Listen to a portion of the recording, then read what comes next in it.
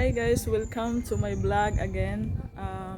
Nandito ako ngayon sa Mayakhabak, Dawis. Mag-meet up kami ngayon dito sa aking kaibigan. At dito daw kami mag-chill-chill kasi linggo ngayon. So time to gala-gala, gala-gala. Anyway, nandito kami sa area sa maganda daw tong area na to, coffee shop siya at overlooking. At first time naming bumisita dito kaya na-excite kami sa location. So nandito tayo sa labas guys at papasok tayo doon sa Sarah's Coffee Shop daw yung puntahan namin. So let's go sa area guys para makikita nyo yung view dito sa loob. So as you can see, yan ang way sa going to Bohol Plaza. Then dito ang going down to Sarah's Coffee Shop. Actually guys, dito, napakaganda ang view dito pag pumunta kayo dito mag-relax. Medyo lang dito yung parking space. Maliit lang ang parking space dito, or ang road right niya going to the coffee shop. So if I were you, much better to drive motorbike para hindi kayo mahirapan mag-park or mag-back dito. So yan ang view sa yan ang facing tayo sa Baclayon, dito ang Tagbilaran. Then yan ang Sarah Coffee Shop.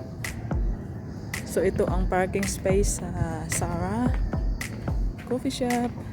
Here, nakalagay.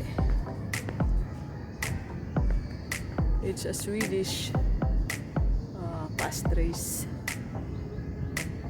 Yan.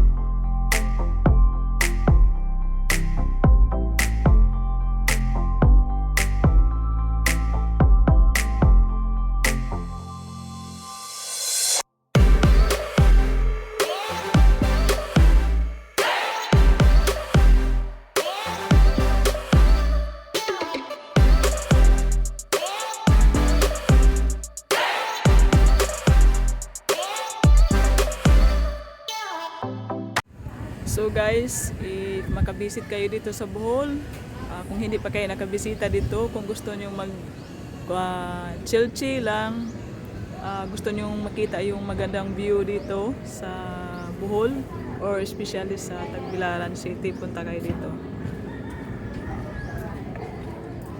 Yan ang view. Yan ang Tagbilaran City. Kita ba? Then ito ang surroundings.